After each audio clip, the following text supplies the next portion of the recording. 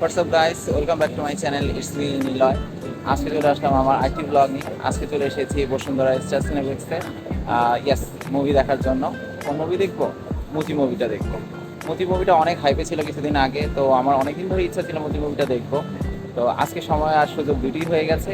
তো আজকে মুভিটা দেখবো, প্লাস এর রিভিউ দিব, আর সারাদিন কী করবো সেটা আমি শেয়ার করবো এই ব্লগে। এখন যাচ্ছি টিকিট কাউন্টারের দিকে। আমার আজকে এখানে আসতে অনেক লেট হয়েছে, আসলে রাস্তায় অনেক জ্যাম ছিল। আসার সময় ভাবছিলাম টিকিট পাবো কিনা, আজকে শো টাইম এখন থাকবে কিনা, নাকি আরও পরে শো টাইম হবে, এগুলোই শুধু মাথায় চলছিল। যাই হোক, দেখা যাক এখন কি হয়। মুজি মুভি কত প্রাইস? তিনশো। অ্যাকচুয়ালি আসতে দেরি হয়, যে শো টাইমের টিকিটটা নিয়েছি আমরা, সেটা লাঞ্চ টাইমের পর। আর আমি সকালে ব্রেকফাস্টও করে আসিনি, তো অনেক ক্ষুধা লেগে গেছে। তাই লাঞ্চ করে দেন মুভি দেখবো, আর লাঞ্চে কী খাবো সেটাও শেয়ার করবো আপনাদের সাথে। ফুড কোর্টের এই সাইডে এসে টাং অ্যান্ড টামির থেকেই লাঞ্চ করবো ভাবছিলাম। আসলে আমার কয়েকদিন ধরে সাউথ ইন্ডিয়ান খাবার ট্রাই করার ইচ্ছা করছিল। মেনুতে সাউথ ইন্ডিয়ান ফুড দেখে ডিসাইড করলাম এখান থেকেই লাঞ্চ করা যাক। খাবার অর্ডার দেওয়া শেষে ওয়েট করছি খাবারের জন্য। এই যে টোকেন দিয়েছে 31 নম্বর সিরিয়াল নাম্বার অনেক পেছনে, বাট ওরা বলেছে বেশিক্ষণ লেট হবে না। খাবার অর্ডার দিয়ে এসে টিকিটটা আবার চেক করে দেখি শো টাইম 3:10। আমি তো মনে করেছিলাম 3:30। টাইম চেক করে দেখি এখন 2:55 বাজে, আর জাস্ট 15 মিনিট আছে। যাই হোক, এখানে খাবারটা তাড়াতাড়ি দিয়েছে, অনেকক্ষণ ওয়েট করায়নি। আই থিঙ্ক 10 মিনিটের মধ্যে চলে এসেছে আমাদের খাবার। আমি খাবারগুলো সম্বন্ধে বলি। একটি হলো দোসা আর একটি হলো ছোলা ভাটুরে। দুইটাই থালি টাইপের, দুইটার সাথে আরও 4টি করে আইটেম রয়েছে। আমি নিয়েছিলাম ছোলা ভাটুরে। ছোলা ভাটুরের থালিতে এটাকে লুচি বলে নাকি পরোটা সেটা জানি না, যাই হোক অনেকটা লুচির মতো দেখতে এটা। আর সাথে ছিল একটা চিকেন কারি, ছোলা বা বুটের ডাল, একটা আচার টাইপের কিছু ছিল, আর ছিল একটা টক দই। আর আমার ফ্রেন্ড নিয়েছিল দোসা, ওই থালির মধ্যেও সেম টাইপেরই সব ছিল, বাট চিকেন কারি ছিল না। ওই থালিটাতে ছোলা বা বুটের ডাল দিয়ে চিকেনের একটা আইটেম ছিল, একটা ভেজিটেবল ছিল, একটা আচার ছিল, একটা টক দই ছিল। এবার আসি খাবারের টেস্টে।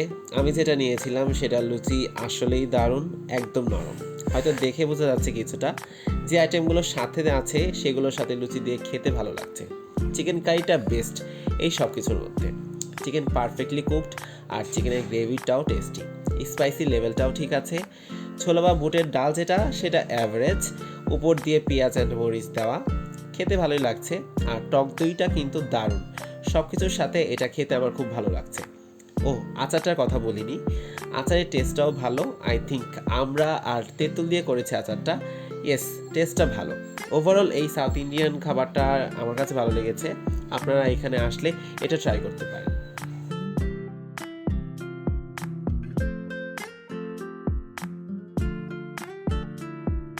আমার ফ্রেন্ড দোসা যেটা নিয়েছিল, ওটার টেস্ট আমার কাছে বিলো এভারেজ লেগেছে, অতটা ভালো লাগেনি। আমার ফ্রেন্ডের কাছে অতটা ভালো লাগেনি। দোসার সাথে যা যা ছিল সব কিছু খুব একটা টেস্টি লাগছিল না। যাই হোক, আমি যেটা ট্রাই করেছিলাম ছোলা ভাটুরের যেই থালি, ওইটা বেস্ট। আমি রিকমেন্ড করবো আপনারা ওটা ট্রাই করতে পারেন। I hope you all like this. আমরা তাড়াতাড়ি লাঞ্চ শেষ করে যাচ্ছি মুভি হলের দিকে। আর মুভি স্টার্টিং তো আমরা মিস করে ফেলেছি। বসুন্ধরা সিটির লেভেল 7 আর 8-এ কাজ চলছে, এগুলো দেখে আবার মনে করবেন না মুভি দেখতে এসে কোথায় চলে গেল।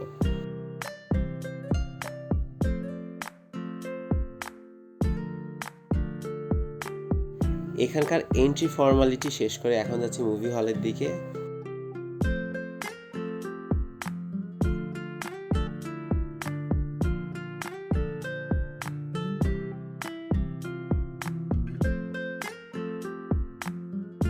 মুভির স্টার্টিংয়ের 20 মিনিট আমি মিস করলেও পরের স্টোরি বুঝতে আমার কোনো প্রবলেম হয়নি। আর মুভির প্রত্যেকটা ক্যারেক্টার যথেষ্ট ভালোভাবে ফুটিয়ে তুলেছে ডিরেক্টর। আমার কাছে মুভির একটা সেকেন্ডও বোরিং মনে হয়নি। এই মুভিটি ভারত বাংলাদেশের যৌথ প্রযোজনার একটি মুভি। 1971 সালের আন্দোলন আর 1952 সালের আন্দোলন যতটুকু দেখিয়েছে সেটা আসলেই প্রশংসনীয়। মুভি দেখা শেষে এদিক দিয়ে বের হচ্ছিলাম, আর অন্য হল থেকেও মানুষ বের হচ্ছিল এদিক দিয়ে। মুজিব মুভি দেখে মাত্র বের হলাম। আমি মাস্ট সে এই মুভিটা সবার দেখা উচিত।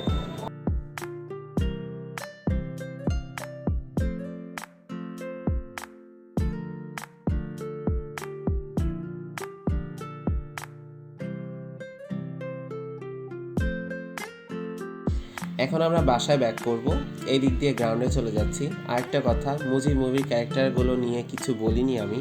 তো মুজিব ক্যারেক্টারটা যে করেছে, আরিফিন শুভ, ও দারুণ অভিনয় করেছে। আসলে আরিফিন শুভকে মানিয়েছে এই ক্যারেক্টারে। আর বঙ্গবন্ধু সহধর্মিণী ক্যারেক্টারটা অভিনয় করেছে তিশা, তার অভিনয়ও যথেষ্ট ভালো হয়েছে। এছাড়াও বঙ্গবন্ধুর পরিবারের প্রত্যেকটা ক্যারেক্টার যারা যারা অভিনয় করেছে প্রত্যেকটিই দারুণ। আর লাস্টের সিনগুলো অনেক ইমোশনাল, যে কেউ লাস্টের সিন দেখলে ইমোশনাল হয়ে যাবে।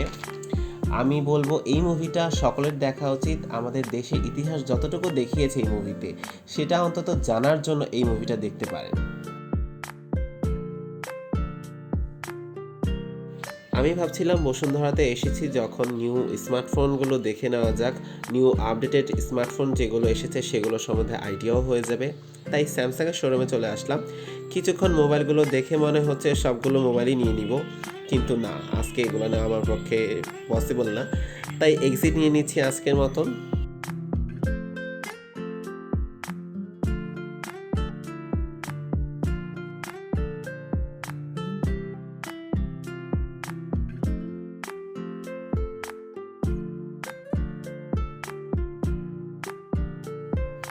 ওয়েট, আপনাদেরকে রাতের ভিউটা দেখাই এখান থেকে। আমার কাছে রাতের বেলার ব্যস্ত ঢাকা শহর দেখতে অনেক ভালো লাগে। আসলে রাতের বেলার লাইটিংয়ের জন্য চারপাশ দেখতে অনেক সুন্দর দেখায়।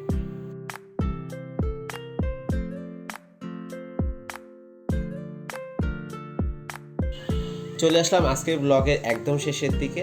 ব্লগটি ভালো লাগলে লাইক, কমেন্ট অ্যান্ড শেয়ার করতে ভুলবেন না। আর আমার নেক্সট ব্লগের জন্য আমাকে সাবস্ক্রাইব করে বেল আইকনে ক্লিক করে দিবেন।